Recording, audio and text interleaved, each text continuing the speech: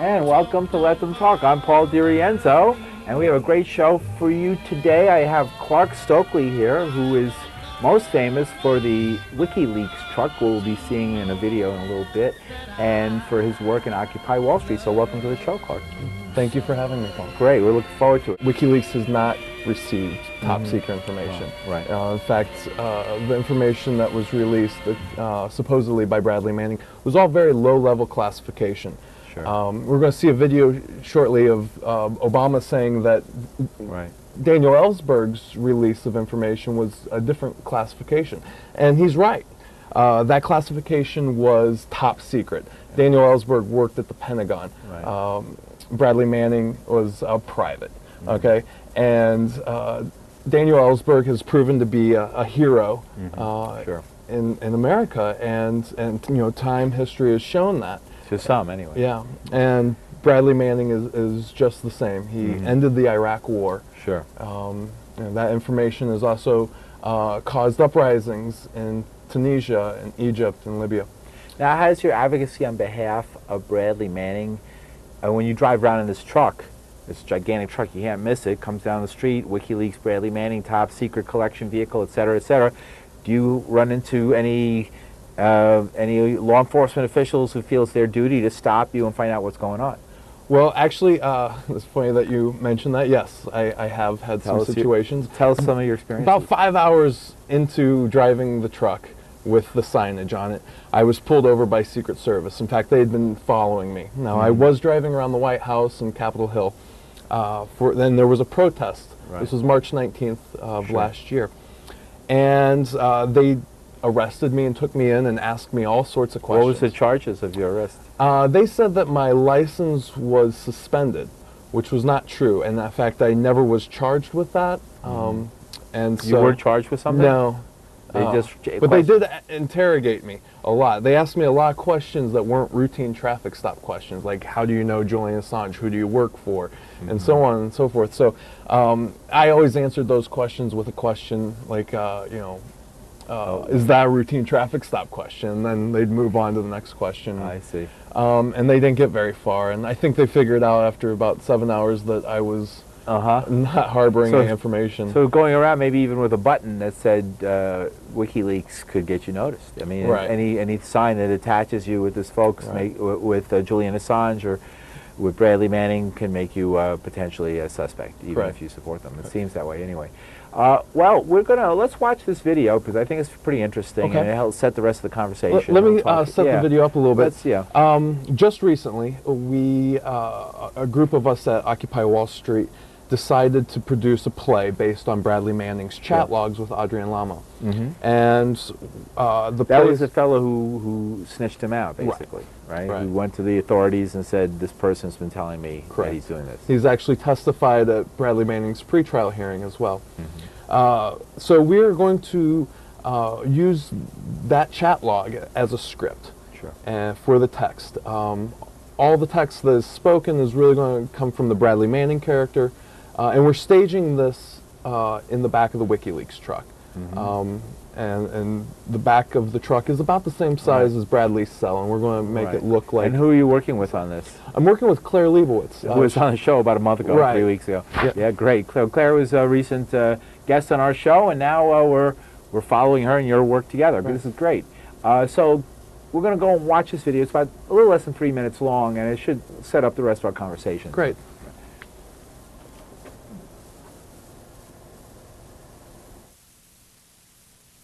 I want people to see the truth, regardless of who they are.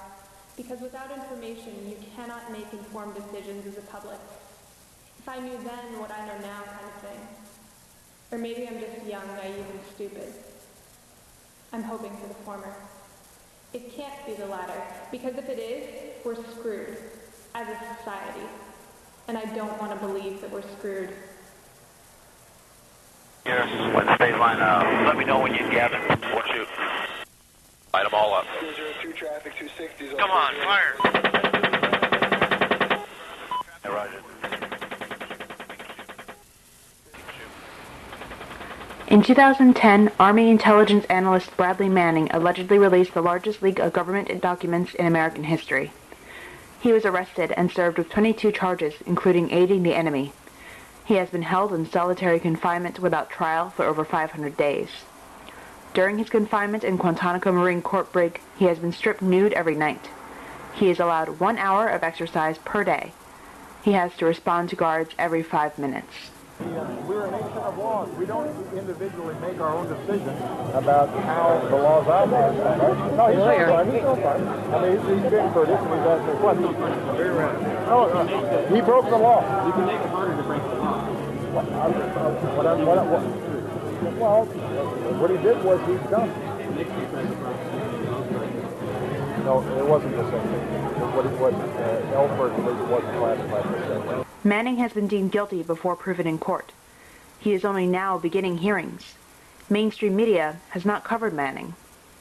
This is Brad S-87, a hyper-realistic documentary theater piece staged in the back of the WikiLeaks truck, recreating the conditions Manning has been held in Guantanamo Marine Court Brig throughout 2011. The script are the actual chat logs which led to Manning's arrest while stationed in Iraq.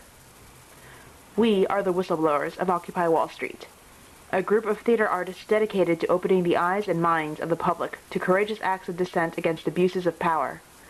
We create effective political action of a high aesthetic value. Our art is free, but we need your help to create. Sets, lighting, transportation, and other elements will benefit from your donations. In exchange, we can offer incentives like illustrations of Bradley Manning and invitations to a rehearsal or a post-production party. What we perform is documented, real current life. We believe that courage is contagious and that information wants to be free. Keep an eye on our blog for updates, and thank you for your support. Well, that was pretty interesting. Thanks a lot for sharing that with us, that video. So there's a truck. For folks who didn't see it, you saw the giant WikiLeaks truck, which became such it became part of the everyday there down at Zuccotti Liberty Park, and was parked right there on the side. How were you able to park there every day? Didn't they start bugging you after a while? They did bug me a little bit, yes. Yeah. I was pretty stealth about it. I would show up at 7 o'clock at night and park until 7 in the morning. Sure. And then on the weekends I could park the whole weekend. But I was running errands for Occupy Wall Street during the daytime, which kept me driving around Brooklyn, Manhattan, Queens, picking up pallets, food, generators, all sorts of things, and bring them back down. And so it was also where I slept. It was my tent, it was my home. Your home down there, right? But it was also a meeting place, right. Changing room. Yeah. Sure. Great place to hang out when it started raining. So it served a lot of purposes, but I've always wanted to turn it into a performance space. And luckily Claire called me 2 weeks ago and said, I have this idea. And I said, I've had this idea as well, and if you can help me organize it, we'll get it on the road. Any ETA on when you're going to be doing this? We plan to debut this at Governor's Island at the Figment Festival. When is that going to be? That's going to be June 9th, 10th, and 11th, I believe. Governor's Island, which is free to get there. Take the ferry over. Wow, great. It's good reason to go over and check out that great resource at Governor's Island. By the way, we're live. My name is Paul DiRienzo, Clark Stoeckley from the WikiLeaks Truck. We're talking about Bradley Manning, and we're talking about a theater piece they're working based on actual chat logs that Bradley allegedly maintained between himself and another activist, and who eventually turned him in, it turns out. It seems, apparently. And so that's interesting. We're talking about this theatrical piece that's going to be debuting in June. And we are live, again, as I said, and our phone number is on the screen, 212-757-1538. If you have a question or comment, please feel free to call. Remember, there is an 8-second delay, so turn your TV down when you do call, when we do pick up.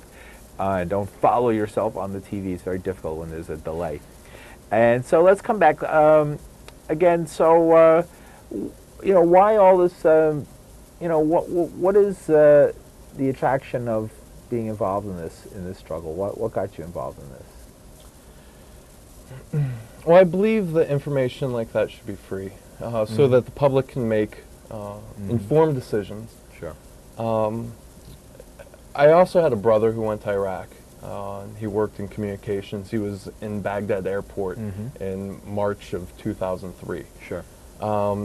And that definitely made our family very tense. We're very worried about him. Sure. But so the Iraq War has been something that's been on my mind for quite some time. And I started making artwork about it in about 2006. Right, and you've done some performance pieces as well. I saw one, what was it, Collateral Torture? Yeah, I did a that was interesting. What was that about? Well, I did a 24-hour performance as Bradley Manning. Now, this new play that where we're you doing, sat in a space the same size, right, basically. Small space in the gallery, and then I was woken up every 5 minutes. Wow. And so I did people come and observe this while Yes. this is happening to you in the gallery? And this was at Plato's Cave at the Idea House in Williamsburg. And that was kind of research, really, for this new play that we're doing. I won't be playing Bradley. I'll be playing Marine Brig Guard. Okay. And so I'm too big to play Bradley, obviously. And you know, Bradley's the smallest person in the courtroom. And so I'll be, playing this reverse role. But it's also given me a lot of experience to know what to expect going into this project as well. So what can you update us a little bit on what's happening with Bradley? Like, where is he at right now? Where's his case at? What's happening? We're currently in the middle of pre-trial motion hearings. And where's the trial happening? It's happening at Fort Meade, Maryland. It's also where NSA headquarters is located. So it's right out. It's between D.C. and Baltimore. Right in the middle, yeah. Right. And so it's a major military base, so he's there right now, and he's undergoing, I guess, a military trial. Yeah, he's going. Have you attended any of the days of the trial? I was there on the first day. I was there. What was that like? That was, for me, it was a very emotional day because just seeing Bradley. Sure. You could see his face that he was just happy to see people.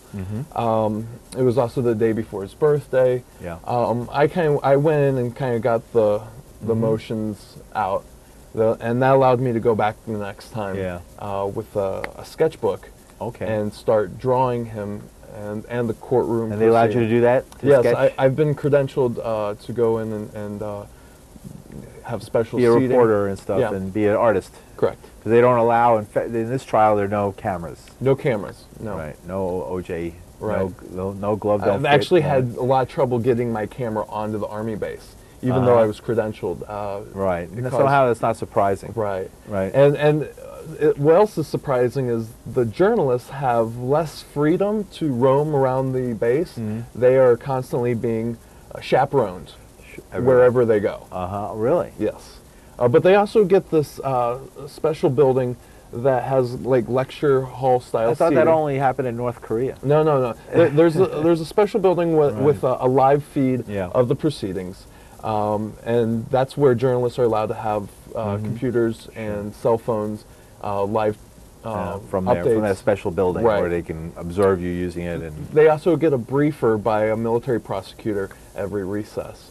Okay. Where you can tape that or record it and use it in yours? No, you can't. Yeah, it's a little weird. Weird. The laws are, the rules are just kind of, and the rules have shifted a little bit. They were a lot stricter the first time in December. Okay. And they've let back and relaxed a little bit. Okay. Wow. So you come in, what's it like in the room? Is it a regular courtroom? Does it look like a courtroom, like a civil courtroom? White walls, but it's pretty plain courtroom, filled with cameras that are hanging from the ceilings. Sure. And there's really no one sitting behind the prosecution. One day when I was doing sketches, there was a lady that was sitting behind the prosecution. I believe she was one of the prosecutor's wives, and she was very emotional. What you're saying, like one side of the room behind the defense are all the supporters of Bradley, and I assume that's a lot of people there. Right. And then next to it is another space behind the prosecutor is empty. Right. Usually. There's a couple people in camouflage, but this one particular occasion, this woman acting very dramatic, very melodramatic when David Coombs, Bradley Manning's lawyer, would speak. Sure. And this was not normal for the courtroom because you know, if you were a Bradley Manning supporter and you had been doing that, you would have been kicked out by now. Several people have been taken out, including Daniel Ellsberg and Dan Choi. Oh, what did Daniel Ellsberg do that he got removed? He just tried to talk to Bradley. I see. And he was removed, and I don't believe he's allowed back in.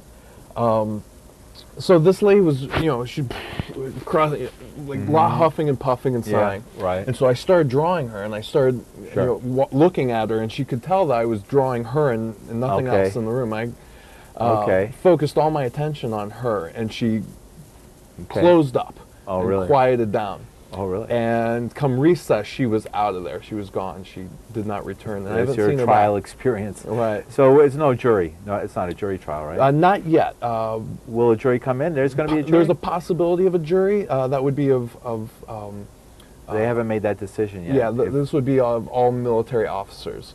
A jury of all military officers? He also has opportunity to have you know, a panel, as well as just have the judge. What's a panel?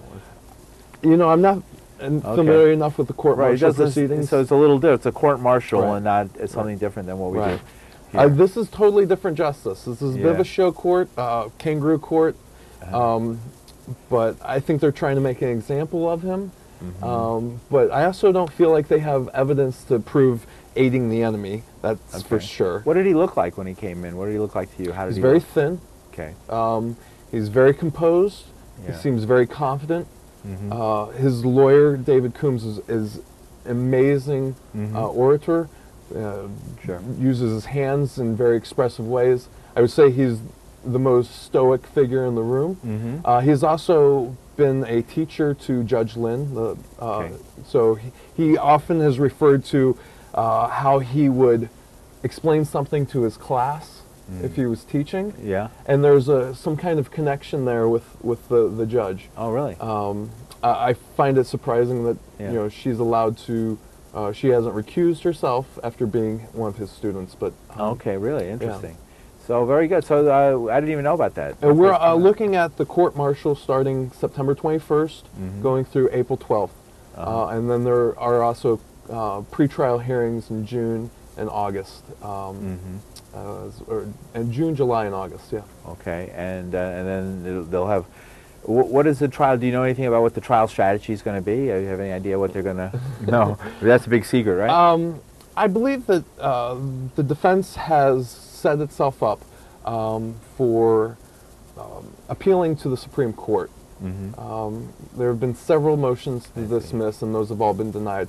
There have been several requests for witnesses. About 20 witnesses on the defense have been denied, including Hillary Clinton and Barack Obama.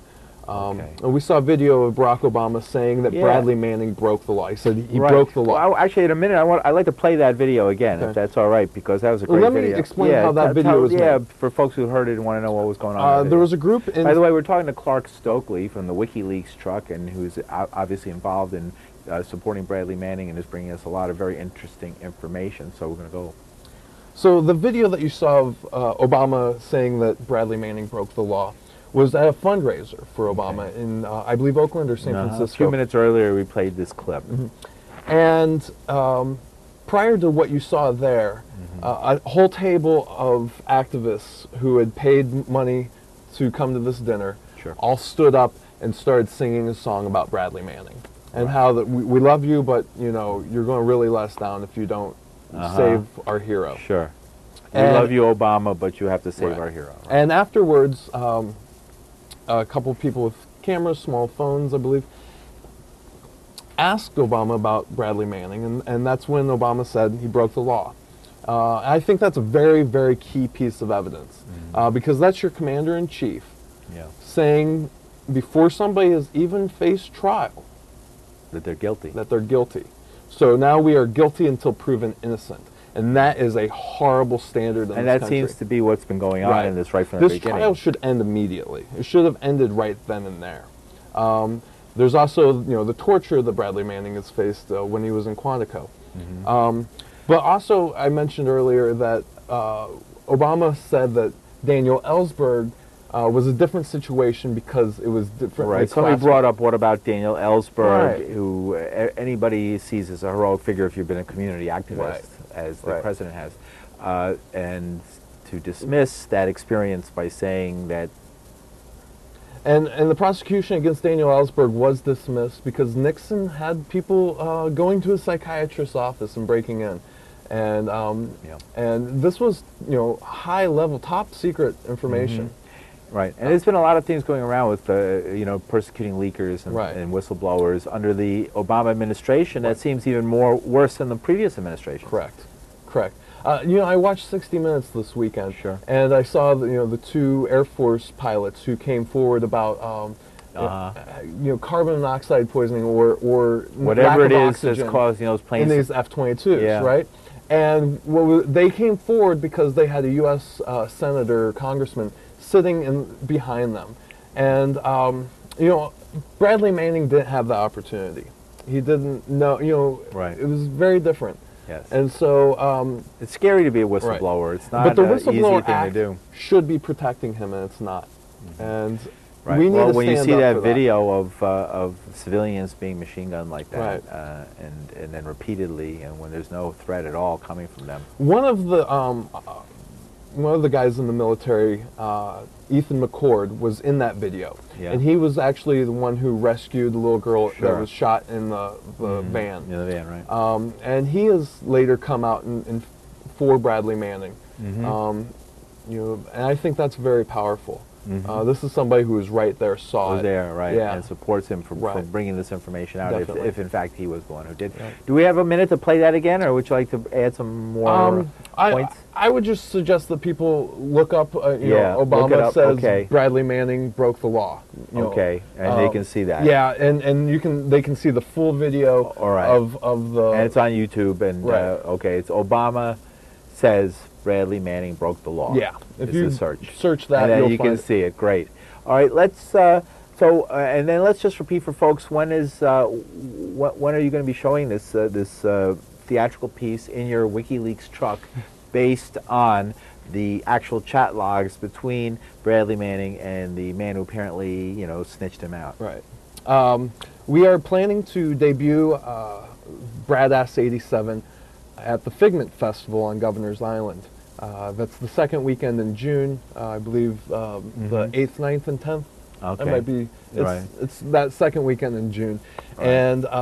And then we're going to tour it along the East Coast with hopes of going up to Boston, as well as going down to Tampa and Charlotte for the... In the back of the Republic- WikiLeaks truck, Right. which we've been mentioning many times, Right. and it's a key player in all of this Right. discussion, right? Yeah, we'd like to go down to the Republican National Convention and the Democratic National Convention in Tampa and Charlotte, respectively, and get the scene in front of people who are part of this mainstream political, two mainstream political parties. What is it? Why we have 3 minutes left? Why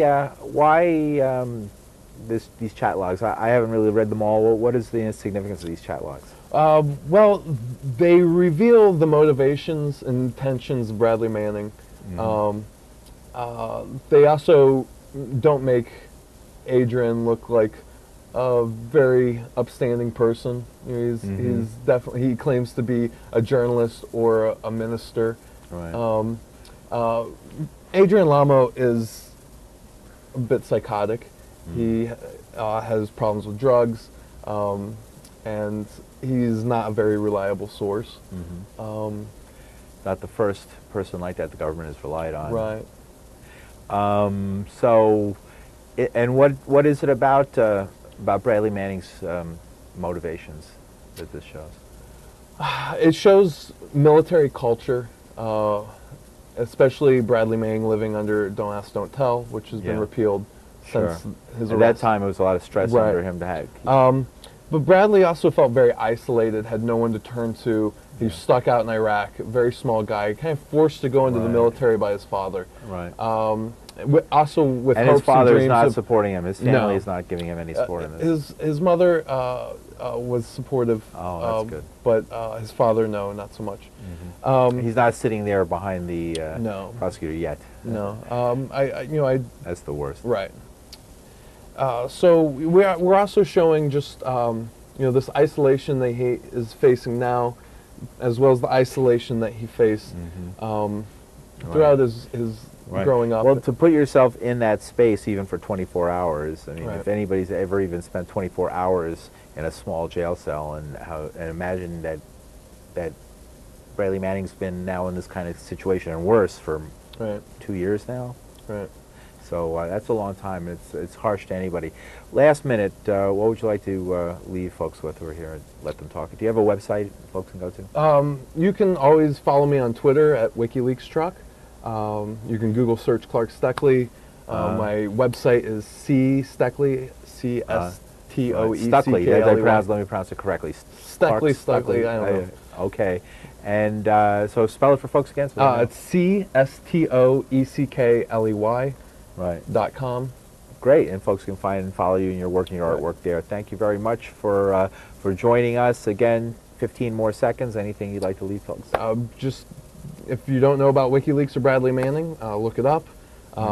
We need to fight for the whistleblowers and freedom of information in our country so that we can make informed decisions. So thank you very much. Thanks, Clark. Okay, Appreciate take care. Definitely.